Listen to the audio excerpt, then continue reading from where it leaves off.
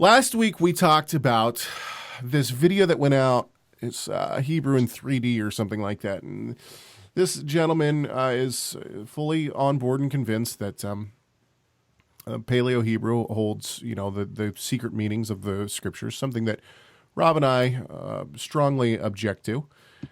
So the next day, maybe 2 days after that, this somebody in my news feed posted something, and it was that video. And they were saying, oh, this video is so great. It's such a blessing. It's so wonderful, blah, blah, blah.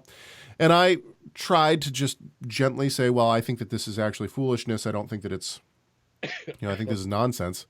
This person, obviously, her name was Victoria. She was very gracious and kind, actually, but she was not too happy with me saying that. So I posted our video, just that clip of us talking about that.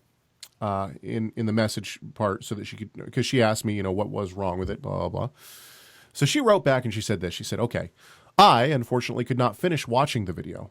That's our video. The haughty, proud, and arrogant attitude was too much for me to bear. I don't know your background. You seem very learned, but Scripture tells us that we are to be meek, humble, and gracious. And unfortunately, your spirit is far from any of those traits mentioned in our Bible. I can understand that you utterly disagree with what is being said. It is funny to me that a few days before my post, you had discussed it on your show. But your message comes across buffed up. That's sick. That's literal. Buffed up. And for someone coming out of Christianity after 30 years... Does she mean puffed up? I think she meant puffed up, but yeah. After 30 years is very hurtful and demeaning the way you express yourself. Okay.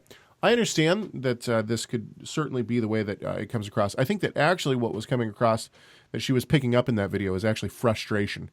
And I'll give an example. Actually, flat Earth is a perfect example. And let's do a rundown for everyone who might not know what flat Earth is.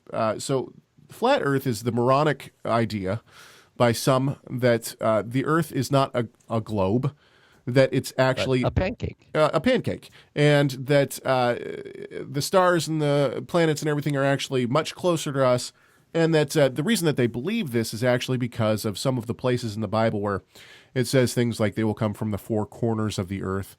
So basically they're saying, and what this all boils down to, I'm going to try to put this in 30 seconds, what this all boils down to is that it's a big conspiracy to these people who believe in flat Earth. It's a big conspiracy that all these people thought that the world was a globe, and then when they finally got up there, they realized it was flat, and they don't want to tell anybody. That's what it comes down to. For people like myself, and I think most of the people in the Messianic movement, and Hebrew Roots movement, people who believe in this, and Rob Skiba has now become the champion of flat Earth, the flat Earth theory, or whatever. Most people like myself think that this is such a moronic idea, and so outlandish, and so it's not even biblical. They say it is, but it's not. That it's just ridiculous. It's not even worth discussing. Not only that, but something like the flat Earth theory. What does it do for salvation? Let's pretend for a few seconds. Okay, now I don't really want to talk a lot about flat Earth because it's just so ridiculous, but let's pretend for a few seconds that we give Rob Skiba his point. Let's pretend that the Earth is flat, that it is a pancake, that Rob Skiba is totally right, even though he's not. What does that do for our salvation? What does that do for our faith? What does it do for our Bible study? Nothing. The answer is nothing. It doesn't do anything. All he is doing with the flat Earth theory is dividing believers, and this is why I think it's a direct assault from the evil one. And so for those of us who think that it's just such a ridiculous idea and that it's so stupid to even talk about, it's a lot of frustration for us when we run into people who are flat earthers. Well, the same kind of thing happens, I think, for Rob and myself when we were talking about things like Paleo Hebrew. It's so obvious that the evidence is, I mean, I don't even know how to start this. It's so obvious that that the Canaanite language that morphed eventually into things like Paleo Hebrew, Hebrew, Aramaic, the Semitic languages as a whole. The Canaanite language that all these came from were already an abecedary. In other words, they were already an alphabet.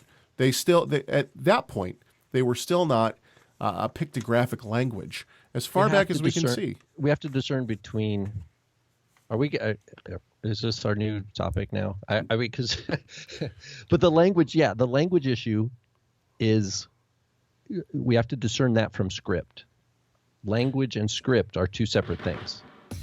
What I'm trying to say, and I'll let you keep going, but what the whole point of this is to say that I don't think that while I understand that a lot of people say that we are arrogant or haughty, it's not arrogance.